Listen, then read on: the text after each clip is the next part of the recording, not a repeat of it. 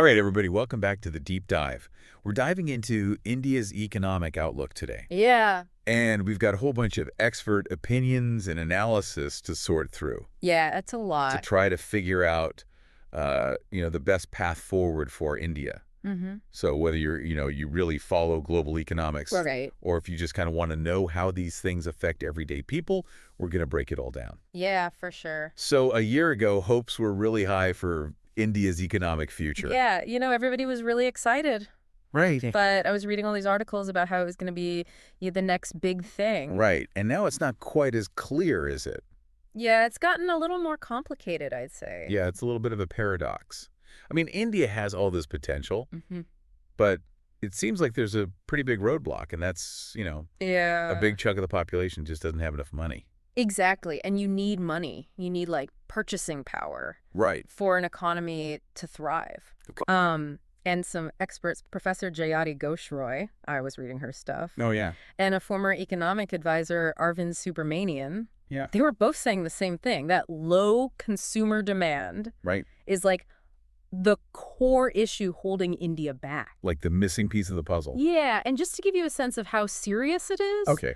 one of the articles mentioned that something like 100 million people in India qualify for free grain right now, Wow. which is just a huge number of people who are struggling Goodness. to meet even their basic needs, Yeah. let It's alone... contributing to a booming economy. Right, exactly. Contributing to, a thriving consumer market. Right. So it really kind of highlights the scale of the income problem in India. Right. And that's where we get to these two potential solutions. Okay, so let's hear them. Yeah. It seems like India's at a crossroads here. It really does. On the one hand, you have the current government leaning towards tax cuts, Yeah. which is an approach that their economic advisor, V. Anantha Nageswaran, Yeah. is really championing. Yeah.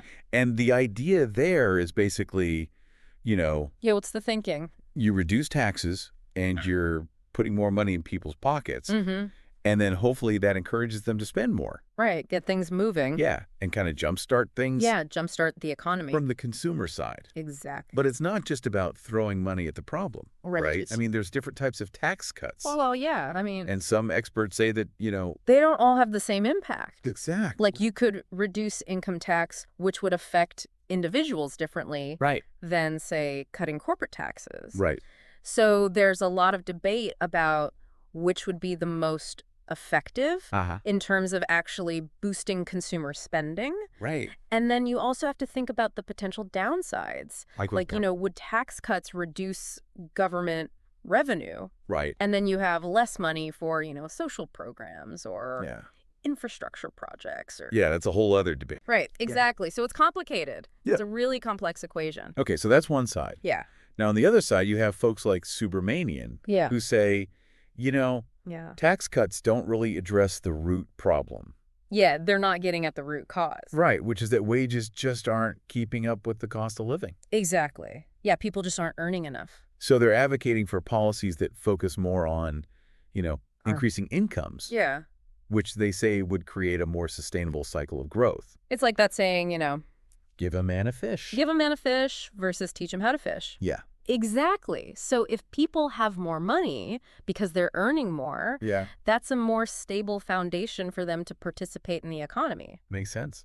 Right. They're not just relying on a temporary influx of cash. Right, it's more long-term. Right, exactly. It's about building long-term sustainable growth. Okay, so, and what's interesting is that even Nageswaran, the guy who's, Right, the tax cut guy. Mr. Tax, he actually acknowledges that wages are a problem. Yeah, I was surprised to see that. I know. He was warning business leaders that not paying workers enough Yeah. is self-destructive for the corporate sector. Yeah, that was a pretty strong statement. It was pretty powerful. So basically, if companies don't pay their employees enough, Yeah. then they're going to run into a lot of problems. Oh, yeah, you're going to have low morale. Right.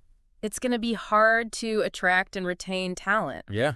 Productivity is probably going to go down. Yeah, and ultimately, all of that's going to hurt the bottom line. Exactly. And, it's not just about, some moral obligation Right. to pay people living wage, although I think there is that. Of course. But it's also just good business sense. Yeah.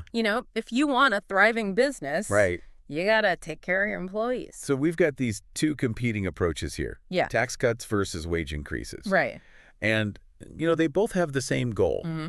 They both want to get more money into the hands of consumers, Exactly. but they go about it in very different ways. It's like two different philosophies almost. Yeah, and it makes you wonder, are those the only options? That's a good question. Is there like some middle ground Yeah. Is there a hybrid approach? or some totally different approach that would be more effective? Yeah. Something we haven't even thought of. Yeah. Yeah. It's a really interesting question. And I think what's important to keep in mind Okay. is that both sides of this debate, Mm-hmm.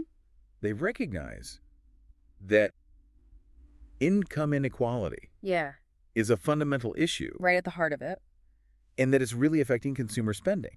Yeah. So finding that right balance, Mm-hmm. between stimulating the economy Yeah, in the short term. in the short term Right. and then addressing these long-term issues Yeah. like stagnant wages, Yeah. that's going to be key for India's future. Absolutely. It's a delicate balancing act. Yeah. But they got to figure it out. So what does all this mean for you? Right. Why should we care? Yeah, why should you care? Yeah.